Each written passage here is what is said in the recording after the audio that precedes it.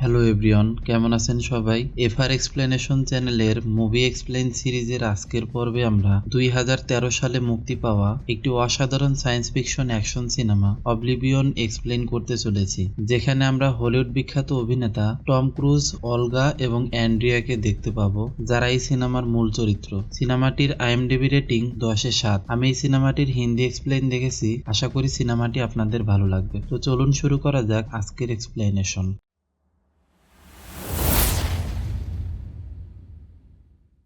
তো এই সিনেমার কাহিনী শুরু হয় 2077 সাল থেকে। সিনেমাটির শুরুতেই আমরা জ্যাক হারপারকে দেখতে পাই, যে কিনা তার একজন সহকারীকে নিয়ে মেঘের উপরে একটি আধুনিক টাওয়ারে বসবাস করে। আসলে এত উপরে বসবাস করার কারণ হলো, আজ থেকে প্রায় 60 বছর পূর্বে স্ক্যাভেঞ্জার নামের এক প্রকারের এলিয়েন আমাদের চাঁদকে ধ্বংস করে দিয়েছিল এবং আমাদের পৃথিবীতেও আক্রমণ করেছিল। ফলে মানবজাতি ওই এলিয়েনদের আটকাতে পারমাণবিক অস্ত্র ব্যবহার করেছিল। এলিয়েনদের সাথে এই যুদ্ধে মানবজাতি জয়লাভ করলেও পৃথিবী পুরোপুরিভাবে বসবাসের অযোগ্য হয়ে পড়েছিল, কারণ একদিকে চাঁদ ধ্বংস হয়ে যাওয়ায় পৃথিবীর ভারসাম্য বিগড়ে যায় এবং পারমাণবিক হামলার কারণে পৃথিবীর আবহাওয়া প্রায় পুরোপুরি নষ্ট হয়ে যায়। সেই জন্য বেঁচে যাওয়া মানুষগুলো তাদের অস্তিত্ব রক্ষার জন্য শনি গ্রহের উপগ্রহ টাইটানে চলে গেছে। শুধুমাত্র জ্যাক ও তার সহকারী ভিক্টোরিয়াই হলো এই পৃথিবীতে থাকা অবশিষ্ট মানুষ। আসলে মানবজাতি টাইটানে চলে গেলেও পৃথিবীতে থাকা কিছু বড় বড় হাইড্রোলিক্স মেশিন, যা এক প্রকার জলবিদ্যুৎ প্ল্যাটফর্ম, যেগুলো পৃথিবীতে সমুদ্রের পানিকে ফিউশন এনার্জিতে রূপান্তর করছিল, মানে যার শক্তিকে কাজে লাগিয়ে মানবজাতি টাইটানে বসতি স্থাপন করছে। আর জ্যাক ও ভিক্টোরিয়া এই টাওয়ারে বসবাস করে সেই মেশিনগুলোকে পর্যবেক্ষণ করার জন্য, কারণ কিছু স্ক্যাভেঞ্জার এখনো পৃথিবীতে রয়েছে, যারা প্রতিনিয়ত মানবজাতির তৈরি মেশিনগুলো নষ্ট করে দিচ্ছিল। যদিও মানবজাতির তৈরি এক প্রকার আধুনিক ড্রোন পৃথিবীতে থাকা অবশিষ্ট স্ক্যাভেঞ্জারদের খুঁজে খুঁজে হত্যা করছিল, কিন্তু অনেক সময় স্ক্যাভেঞ্জারদের হামলায় ড্রোনগুলো বিকল হয়ে পড়ে। তাই জ্যাক তার টাওয়ার থেকে নিচে নেমে এসে ড্রোনগুলোকে মেরামত করে। মানে বলা যায় জ্যাক এখানে টেকনিশিয়ান হিসেবে কাজ করে, আর তার সহকারী ভিক্টোরিয়ার কাজ হলো পৃথিবীতে তাদের প্রতিদিনের কার্যক্রমগুলো শেলি নামক একজন অফিসারকে জানানো, যে তাদের যে কোনো বিষয়ে মহাকাশ থেকে সাহায্য করত। আসলে টেড নামক একটি বিশাল মহাকাশ যান পৃথিবীর কক্ষপথে পৃথিবীকে অনবরত প্রদক্ষিণ করে চলছে, যেখান থেকে অফিসার শেলি তাদেরকে নির্দেশনা দেয়, মানে তারা কি করতে পারবে আর কি করতে পারবে না, এই সমস্ত অর্ডার শেলি তাদের দিত। তো যাই হোক, পরের দৃশ্যে আমরা দেখতে পাই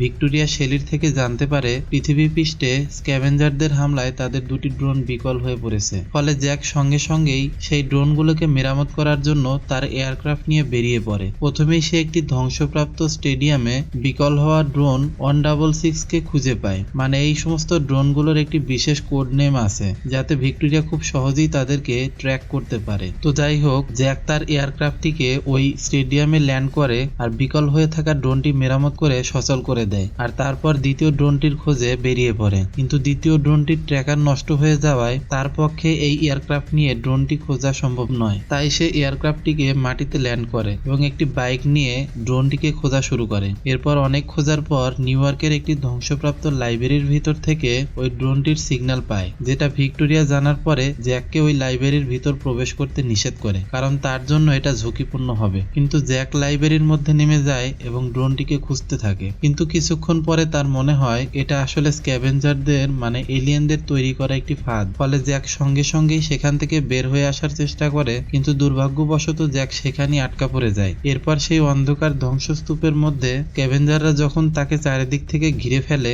তখনই ড্রোন 166 সেখানে আসে এবং স্ক্যাভেঞ্জারদের উপর হামলা করে জ্যাককে উদ্ধার করে। কিন্তু যাবার আগে সে সেখানকার মাটিতে পড়ে থাকা একটি বই তুলে নিয়ে নিজের কাছে রেখে দেয়। আর এই দৃশ্যটি সিনেমাটির অন্যতম গুরুত্বপূর্ণ দৃশ্য, যেটার কারণ আমরা পরে জানতে পারবো। পরের দৃশ্যে আমরা দেখতে পাই জ্যাক তাদের টাওয়ারে ফিরে আসার পর রাতে যখন সে ভিক্টোরিয়ার সাথে ডিনার করে, তখনই তাদের কথাবার্তার মাধ্যমে আমরা বুঝতে পারি তাদের এই মিশনটি সম্পন্ন হতে আর মাত্র 2 সপ্তাহ বাকি। মানে খুব শীঘ্রই তারা পৃথিবী ছেড়ে টাইটানের উদ্দেশ্যে রওনা দেবে, যেখানে তারা বাকি মানবজাতির সাথে বসবাস করবে। তবে জ্যাক এত তাড়াতাড়ি এখান থেকে চলে যেতে চায় চায় না, কারণ জ্যাক মাঝে মাঝে অতীতের কিছু স্বপ্ন দেখে যেগুলো হয়তো কোনো এক সময় তার জীবনে ঘটেছে, তবে এই স্বপ্নগুলো তার কাছে এখনো অস্পষ্ট। আর এর কারণ হলো এই মিশনে যোগদানের আগে তাদের স্মৃতিশক্তি মুছে দেওয়া হয়েছে। তো যাই হোক, পরের দৃশ্যে তারা যখন সুইমিং পুলে একটি রোমান্টিক সময় কাটাচ্ছিল, তখনই জ্যাক অন্য একটি মেয়ের প্রতিচ্ছবি ভিক্টোরিয়ার মধ্যে দেখতে পায়, যাকে সে মাঝে মাঝেই স্বপ্নে দেখে। তো এরপর পরের দিন একটি বিকট শব্দে তাদের ঘুম ভাঙে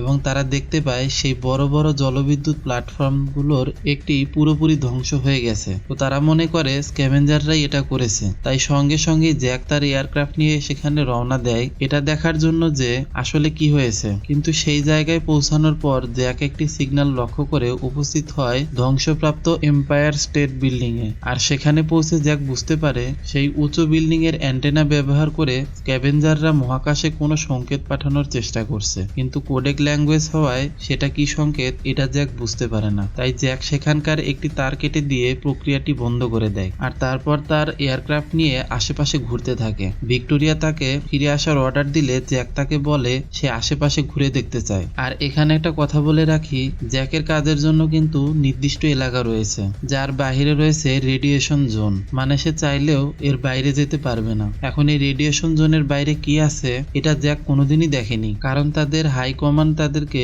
কড়াভাবে বলে দিয়েছে যে তারা যদি কখনো ওই রেডিয়েশন জোনের বাইরে যাবার চেষ্টা করে তাহলে তারা সেখানেই মারা যাবে। আর এই কারণেই জ্যাক কখনই ওই জোনের বাইরে যায়নি। তো যাই হোক, এরপরে আমরা দেখতে পাই ওই রেডিয়েশন জোনের সীমান্ত বরাবর চলতে চলতে জ্যাক হঠাৎ করে একটি সবুজ উপত্যকায় এসে পৌঁছায়। আর এরপর আমরা জানতে পারি এটা জ্যাকের একটি গোপন বাড়ি, যেটার কথা ভিক্টোরিয়াও জানে না। আসলে জ্যাক মাঝে মাঝে যে ফ্ল্যাশব্যাক দেখতে পায় তার মধ্যেই সে এই বাড়িটি দেখতে পেয়েছিল, আর তখন থেকেই সে এখানে যাতায়াত করে। যাই হোক, এখানে এসে তার বাড়ির মধ্যে কিছুক্ষণ ঘোরাঘুরির পর একটি লেকের ধারে ঘাসের উপরে সে ঘুমিয়ে পড়ে, কিন্তু হঠাৎ করে একটি বিকট শব্দে তার ঘুম ভেঙে যায় এবং সে দেখতে পায় আকাশ থেকে একটি মহাকাশযান ক্র্যাশ ল্যান্ডিং করছে। আর সঙ্গে সঙ্গেই সে তার এয়ারক্রাফট নিয়ে রওনা হয় এবং ভিক্টোরিয়ার সাথে যোগাযোগ করে এই বিষয়ে জানার জন্য, কিন্তু ভিক্টোরিয়ার কাছে এই বিষয়ে কোনো তথ্যই ছিল না। তো এরপর জ্যাক সেখানে গিয়ে দেখতে পায় এটা আসলে একটা পুরনো স্পেসশিপ। জ্যাক সেখানে ল্যান্ড করার পরে কিছু স্লিপিং ক্যাপসুল দেখতে পায়, যেগুলোর প্রত্যেকটিতেই একটি করে মানুষ ডেল্টা স্লিপিং এ রয়েছে।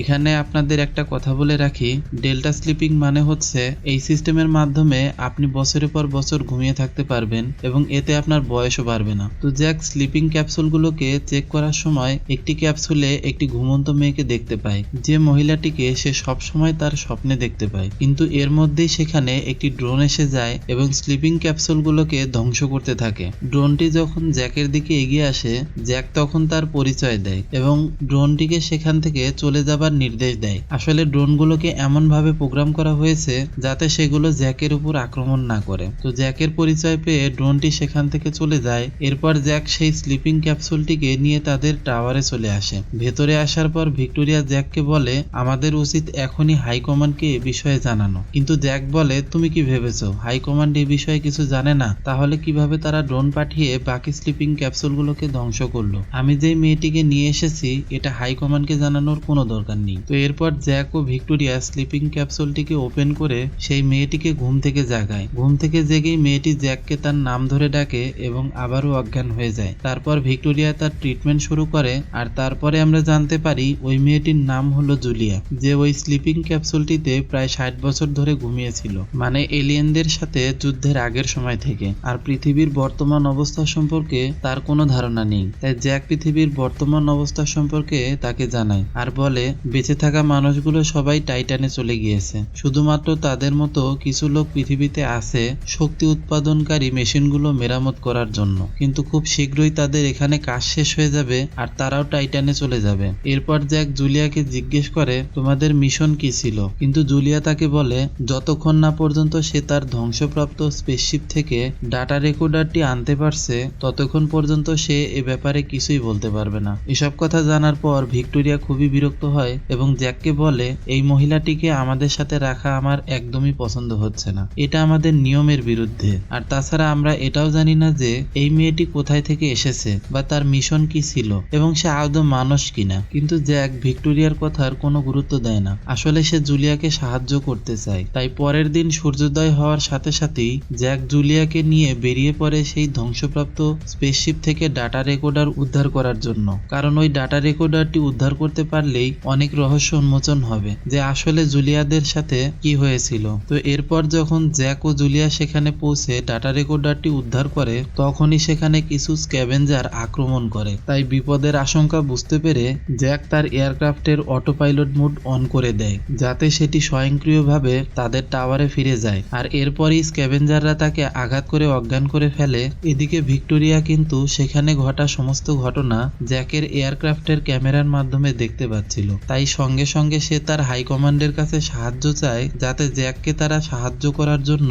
আরো ড্রোন পাঠায়। এদিকে স্ক্যাভেঞ্জাররা জ্যাক ও জুলিয়াকে তাদের গোপন আস্তানায় নিয়ে আসে। তো এরপর যখন জ্যাকের জ্ঞান ফিরে তখন সে দেখে তাকে একটি অন্ধকার জায়গায় বেঁধে রাখা হয়েছে। আর এখানেই এই মুভির আসল রহস্য উন্মোচন হয়। ম্যালকম বিচ নামের একজন ব্যক্তি তাকে জিজ্ঞেস করে, তুমি যে এতদিন ধরে স্ক্যাভেঞ্জারদের বিরুদ্ধে কাজ করছো, তুমি কি কখনো স্ক্যাভেঞ্জারদের দেখেছো? তখন জ্যাক বলে, না, আমি কখনই স্ক্যাভেঞ্জারদের সামনাসামনি দেখিনি। তো এই কথা শোনার পরে ম্যালকম বিচ তার পুরো টিমের সাথে জ্যাকের পরিচয় করিয়ে দেয় আর জানায় স্ক্যাভেঞ্জার নামের কোনো এলিয়েনই পৃথিবীতে আক্রমণ করেনি। আসলে এলিয়েনরা টেড নামক ওই মহাকাশযানটির মধ্যে রয়েছে যাদের অর্ডারেই জ্যাক এতদিন ধরে কাজ করে চলেছে। মানে যে ড্রোনগুলো জ্যাক মেরামত করে সেগুলোর কাজ হলো পৃথিবীতে বেঁচে থাকা অবশিষ্ট মানুষগুলোকে খুঁজে খুঁজে হত্যা করা। আর সেই কারণেই বিচ তার টিম নিয়ে বিগত কয়েক বছর ধরে একটি স্পেশাল ড্রেস ব্যবহার করে ওই ড্রোনগুলোর হাত থেকে কোনো রকমে বেঁচে আছে। আসলে এই ড্রেসগুলো পরা অবস্থায়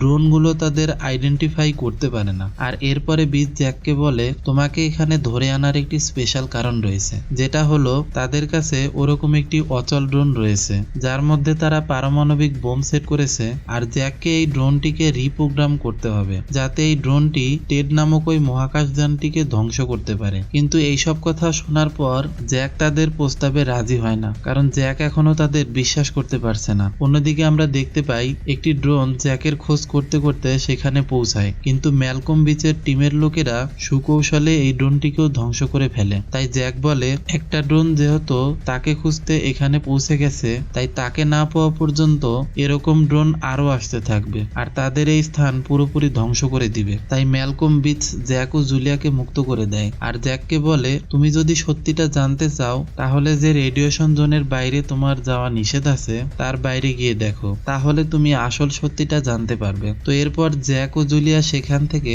একটি বাইকে করে রওনা হয়, কিন্তু কিছু দূর যাওয়ার পর বাইকের ফুয়েল শেষ হয়ে যায় আর তারা পায়ে হেঁটে এম্পায়ার স্টেট বিল্ডিং এর কাছে পৌঁছায়, যেখান থেকে জ্যাক ভিক্টোরিয়াকে সংকেত পাঠায় তাকে সাহায্য করার জন্য। আর সেই সংকেত পেয়েই ভিক্টোরিয়া তাদের এয়ারক্রাফটটিকে জ্যাকের লোকেশনে পাঠিয়ে দেয়। এদিকে জ্যাক ও জুলিয়া ওই বিল্ডিং এ অপেক্ষা করার সময় জ্যাক জুলিয়াকে জিজ্ঞেস করে, আসলে তুমি কে, তোমাদের মিশন কি ছিল? তখন জুলিয়া তাকে জানায় ওই স্পেসশিপে শুধু জুলিয়া নয়, জ্যাকও ছিল আর তারা মিশনে যাচ্ছিল টেড নামক ওই মহাকাশযানটির সম্পর্কে রিসার্চ করতে, কারণ পৃথিবীবাসী মনে করেছিল সেটা এলিয়েন চালিত কোনো অবজেক্ট। তো এইসব কথা জ্যাক শোনার পর তার কিছুতেই বিশ্বাস হয় না, তাই সে জুলিয়াকে বলে, আসলে তুমি কে? আর জুলিয়া তখন বলে, আমি তোমার স্ত্রী আর আমি সত্যিই জানি না কিভাবে আমরা স্পেসশিপ থেকে আলাদা হয়ে গেছি, আর আমার মনে হয় তুমিও জানো না তোমার আসল পরিচয় কি। আর এরপর জুলিয়া জ্যাককে তাদের অতীত মনে করানোর চেষ্টা করে আর জুলিয়ার কথায় জ্যাকের অতীতের কিছু স্মৃতি মনে পড়ে, তাই জ্যাকের মনে হয় জুলিয়া হয়তো সত্যিই বলছে।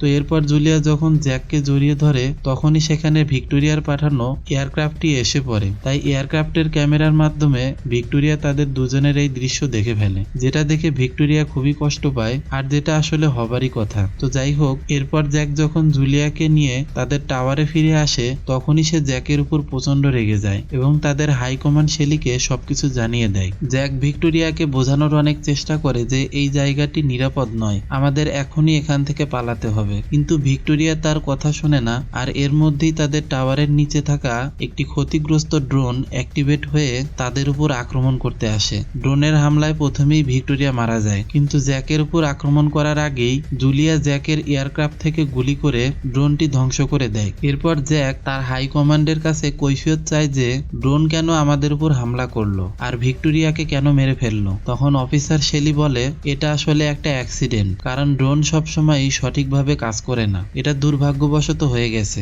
তুমি ওই সার্ভাইভারকে নিয়ে টেডে ফিরে আসো, সেখানেই আমরা তোমার কাছে থেকে সব কথা শুনবো। কিন্তু জ্যাক তাদের এই ফাঁদে পা না দিয়ে জুলিয়াকে সঙ্গে নিয়ে সেখান থেকে পালিয়ে যায়, কিন্তু যাবার সময় 3টি ড্রোন তাদের এয়ারক্রাফটের উপর হামলা করে দেয়। অনেক কষ্টে জ্যাক 2টি ড্রোন ধ্বংস করে দিলেও একটি ড্রোনের ধাক্কায় তাদের এয়ারক্রাফট ক্ষতিগ্রস্ত হয় এবং তাদের রেডিয়েশন জোনের বাইরে গিয়ে ক্র্যাশ ল্যান্ডিং করে। ফলে সে বুঝতে পারে যে এতদিন ধরে তাদের মিথ্যা কথা বলা হয়েছিল যে ওই রেডিয়েশন জোনের বাইরে গেলে তারা মারা যাবে। তো এরপর জ্যাক সেখানে একটি নষ্ট হওয়া ড্রোনের শব্দ শুনতে পায়, তাই জ্যাক ওই শব্দের পিছু নিয়ে এগিয়ে যায়। কিন্তু ওই ড্রোনের কাছাকাছি যাওয়ার পরেই জ্যাকের এয়ারক্রাফটের মতোই আরেকটি এয়ারক্রাফট সেখানে আসে। তো জ্যাক দেখে ওই ড্রোন মেরামত করার জন্য যে টেকনিশিয়ান এসেছে সে হুবহু তার মতোই দেখতে। কিন্তু জ্যাক এতদিন ধরে জানতো যে পৃথিবীতে শুধুমাত্র তারাই রয়েছে। যাই হোক, জ্যাক যখন দ্বিতীয় টেকনিশিয়ানের মুখোমুখি হয় তখনই আমরা দেখতে পাই ওই দ্বিতীয় জ্যাকের নাম্বার 52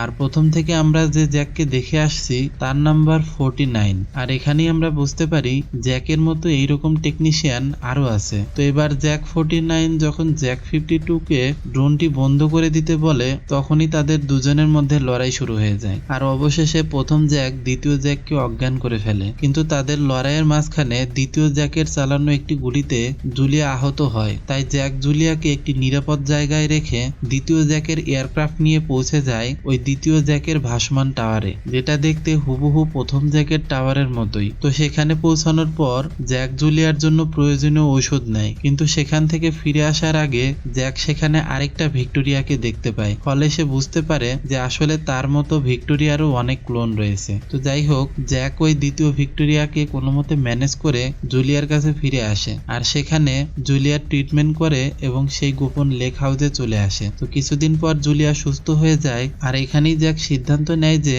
মানবজাতির অস্তিত্ব রক্ষা করার জন্য সে অবশিষ্ট মানবজাতির লিডার ম্যালকম বিচের কাছে থাকা ড্রোনটি রিপ্রোগ্রাম করবে, যার সাহায্যে এলিয়েনদের ওই মহাকাশযান টেড ধ্বংস করা যাবে। তাই সে জুলিয়াকে নিয়ে সেই জায়গার উদ্দেশ্যে রওনা হয় যেখানে বাকি মানুষরা রয়েছে। তো এরপর তারা যখন সেখানে পৌঁছায় তখন ম্যালকম বিচ জ্যাককে বলে, আমি জানতাম তুমি অবশ্যই ফিরে আসবে। আর এরপরই সে কিছু গুরুত্বপূর্ণ তথ্য জ্যাককে জানায়। সে জ্যাককে বলে, আজ থেকে প্রায় 60 বছর আগে আমি যখন সদ্য আর্মিতে জয়েন করেছি সেই সময় আমি দেখেছি কিভাবে আমাদের উপগ্রহ চাঁদকে ওই টেড ধ্বংস করে দেয়। আর তারপরেই টেড তাদের সেনা পৃথিবীতে পাঠায়। কিন্তু তাদের এয়ারক্রাফট যখন পৃথিবীতে এসে পৌঁছায় তখন তার মধ্যে থেকে বেরিয়ে আসে তোমার মতো হাজার হাজার জ্যাক হারপার, যাদের কোনো স্মৃতি নেই, শুধুমাত্র মানুষকে হত্যা করার জন্যই প্রোগ্রাম করা। এরপর মানব জাতির অস্তিত্ব যখন প্রায় শেষ তখনই তারা তাদের জলবিদ্যুৎ হাইড্রোলিক মেশিনগুলো নিয়ে আসে, যার মাধ্যমে তারা পৃথিবী থেকে শক্তি শোষণ করতে পারে।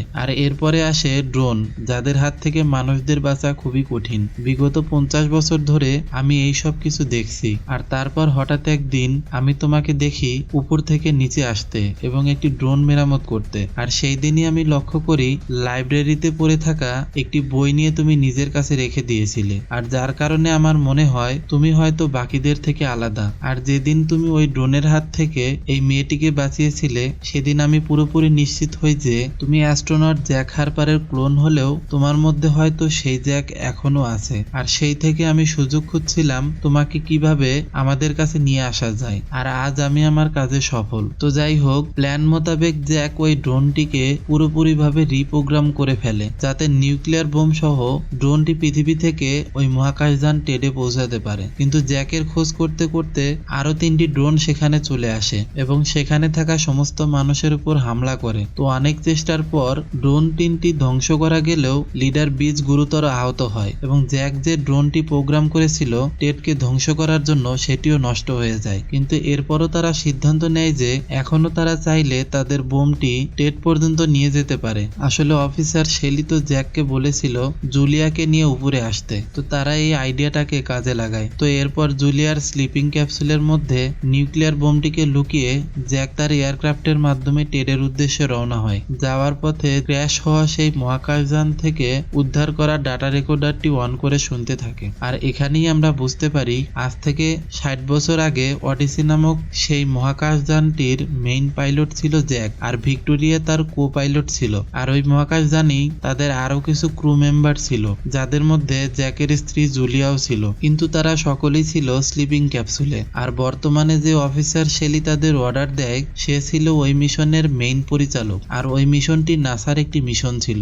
তাদের কাজ ছিল টেড নামক ওই অবজেক্টটিকে কাছাকাছি গিয়ে পর্যবেক্ষণ করা। কিন্তু মিশন চলাকালীন সময় সময়ে জ্যাক বুঝতে পারে যে তাদের শিপটি তাদের নিয়ন্ত্রণে নেই এবং তারা খুব দ্রুত টেডের দিকে এগিয়ে যেতে শুরু করেছে। তাই আর কোনো উপায় না থাকায় জ্যাক তাদের শিপের পিছনের অংশটিকে আলাদা করে দেয়, যেখানে জুলিয়া সহ বাকি ক্রু মেম্বাররা ছিল। আর ওডিসির সেই অংশটি প্রায় 60 বছর পৃথিবীর কক্ষপথে ঘুরে কিছুদিন আগেই ক্র্যাশ ল্যান্ডিং করেছে, যেখান থেকে জ্যাকের ক্লোন 49 জুলিয়াকে উদ্ধার করে। তো যাই হোক, জ্যাক তার শিপের পিছনের অংশ আলাদা করে দেওয়ার পর সে ও ভিক্টোরিয়া সেই শিপের ককপিটে থাকায় তারা টেডের ভিতরে ঢুকে যায়। আর এরপর এলিয়েনরা জ্যাক ও জুলিয়াকে বন্দি করে তাদের ডিএনএ কে কাজে লাগিয়ে অসংখ্য ক্লোনের সৃষ্টি করে, যাদেরকে কাজে লাগিয়েই তারা পৃথিবীতে হামলা চালায়। আর এত ক্লোনের মধ্যে জ্যাক 49 এর মধ্যে কিছু স্মৃতি এখনো বিদ্যমান ছিল, তাই সে তার ফ্ল্যাশব্যাক দেখতে পেত। তো এরপর সিন বর্তমানে চেঞ্জ হয় আর আমরা দেখি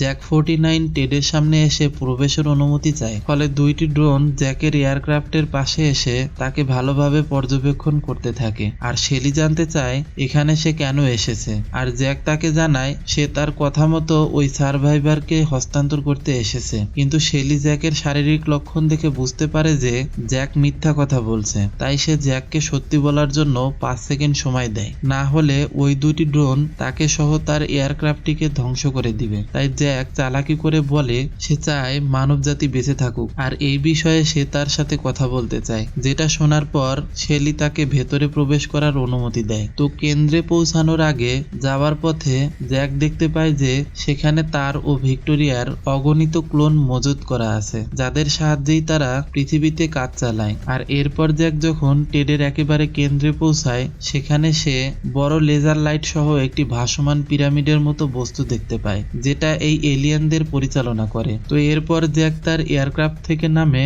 এবং তার সাথে নিয়ে আসা স্লিপিং ক্যাপসুলটিকে যখন ওপেন করে, তখনই তার মধ্যে থেকে বেরিয়ে আসে আহত বিটস। আর আমরা বুঝতে পারি যে জ্যাক আসলে জুলিয়াকে তার সাথে নিয়ে আসেনি। আর অন্যদিকে আমরা দেখতে পাই জুলিয়া তার ক্যাপসুল থেকে জেগে ওঠার পর দেখতে পায় যে সে জ্যাকের সেই গোপন বাড়ির সামনে রয়েছে। এবার শেলি যখন দেখে জ্যাক তার সাথে করে অন্য কাউকে নিয়ে এসেছে, তখনই সে তার দুটি ড্রোনকে অর্ডার দেয় তাদেরকে মেরে ফেলার জন্য। কিন্তু তার আগেই জ্যাক ও বিজ তাদের সাথে থাকা নিউক্লিয়ার বোমটিকে বিস্ফোরণ করে পুরোপুরিভাবে টেড ধ্বংস করে দেয়। ফলে পৃথিবীতে থাকা এলিয়েনদের সকল ড্রোন বন্ধ হয়ে যায়। আর এভাবেই প্রায় 60 বছর পরে এলিয়েনদের হাত থেকে পৃথিবী মুক্ত হয়। আর জুলিয়া জ্যাকের ওই বাড়ি থেকে আকাশের দিকে তাকিয়ে বিস্ফোরণ দেখে জ্যাকের কথা মনে করে কাঁদতে থাকে। আর পরবর্তী দৃশ্যে আমরা দেখতে পাই 3 বছর পার হয়ে গেছে, জুলিয়া একটি কন্যা সন্তানের জন্ম দিয়েছে। মানে জ্যাক চলে যাবার আগেই সে প্রেগনেন্ট হয়েছিল আর কি। তো বর্তমানে জুলিয়া তার মেয়েকে নিয়ে